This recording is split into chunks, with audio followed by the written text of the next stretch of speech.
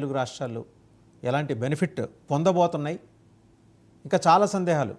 ఆ tax, income ట్యాక్స్కు సంబంధించిన cap announce చేశారు. ఇలా 12 లక్షల లోపలైతే ట్యాక్స్ ఉండబోదు, మధ్యతరగతికి పెద్ద ఊరట. అలాగే బిలో పవర్టీ లైన్ మీద కూడా బాగా అడ్రస్ చేశారు. వ్యవసాయ రంగానికి కూడా ఎక్కువ ప్రాధాన్యత ఇస్తూ మాట్లాడారు. బీహార్కి బోల్డ్ అనే వరాలు ఇచ్చారు.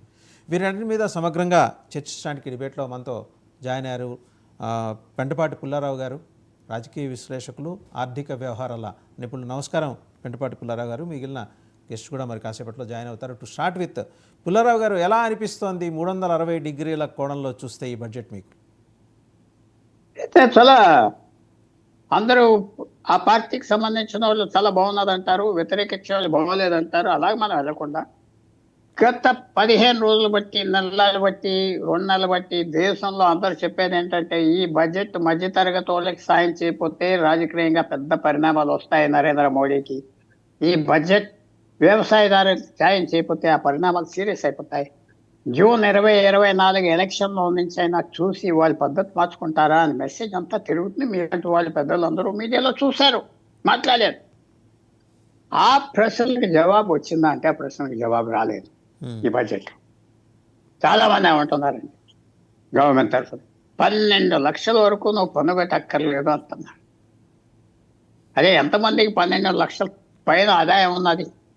మధ్యతరగతి వాళ్ళకి 1% ఉంటుంది అంతే. అది ఒక్కటేనా చేసింది? అది ఎవరికి? నాకు 6 లక్షల రూపాయల ఆదాయం సంవత్సరానికి ఉంటే నాకు బెనిఫిట్ లేదు కదా. 10 లక్షల రూపాయల ఆదాయం వల్ల బెనిఫిట్ లేదు కదా. అది పబ్లిక్ స్టంట్ అంటున్నా నేను. ఊరికనే అది చేసేసి దాని మీద ఫోకస్ అవుతున్నారు. అట్ ద సేమ్ టైం ధర పెరుగుదల సంవత్సరానికి ఎంత ఉన్నది? 10%, 15%.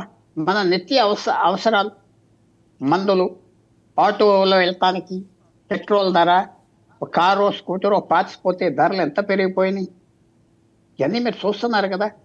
సో అందువల్ల ఏం రిలీఫ్ వచ్చింది? మేము 12 లక్షల వరకు చేసాం. మిడిల్ క్లాస్ అంటే మా ప్రధానమంత్రి గారికి చాలా ఇష్టం. అది ఏదో చెప్పారా? అది సో వాళ్ళు గొయ్యి వాళ్ళే తోకున్నారా? ఇది ఎలాగైనా అదృష్టంగా దాటేస్తారు. వాళ్ళు చేసిన ట్రీట్మెంట్ కాదు, అదృష్టం. 2014 నుంచి ఇంటర్నేషనల్ ఆయిల్ ధర 50% పడిపోయి ఉన్నారు. $150 అమ్మింది 2013లో బ్యారెల్. నరేంద్ర మోడీ ప్రధానమంత్రి అవగానే 60, 70, 40, 80 వరకు వెళ్ళింది, మళ్ళీ తగ్గిపోయింది. సో అదృష్టం వల్ల గవర్నమెంట్ మెయింటైన్ అయిపోతుంది. ఏ తప్పులు చేసినా, ఎవరు చేసినా ఆ డబ్బు కలిసి వస్తుంది గవర్నమెంట్. ఎందుకంటే పెట్రోల్ ధర తగ్గించలేదు, ఇంటర్నేషనల్ ధర తగ్గిన. సో ఆ లక్ మీద వెళ్ళిపోతున్నారు. మిడిల్ క్లాస్కి ఏం చేయలేదు. ఆ అనౌన్స్మెంట్ చాలా కరెక్ట్ కాదు. ధర పెరుగుదల గత 10 సంవత్సరాలు ఎంత సఫర్ అవ్వారు జనం, దాని గురించి మాట్లాడరే? మర్చిపోతారా? ఈవేళ 10 సంవత్సరాలు నెత్తి మీద దెబ్బలు తిన్నాక ఇప్పుడు కూర్చో నీకు మిఠాయి పెడుతున్నావు అంటే అయిపోతుందా? కాదు కదా. గవర్నమెంట్ అవన్నీ అడ్రస్ చేయాలి. సేవింగ్స్ పడిపోయినాయి. మధ్యతరగతి వాళ్ళ దగ్గర సేవింగ్స్ లేవు, బ్యాంకులో డబ్బులు లేవు. చాలా మంది చెప్తారు ఇన్సూరెన్స్ స్కీమ్స్, పాలసీస్ తీసుకుని 2వ సంవత్సరం వదిలేస్తున్నారు డబ్బు లేదని. మెడికల్ ఇన్సూరెన్స్ కాస్ట్ ఎక్కువైపోయింది.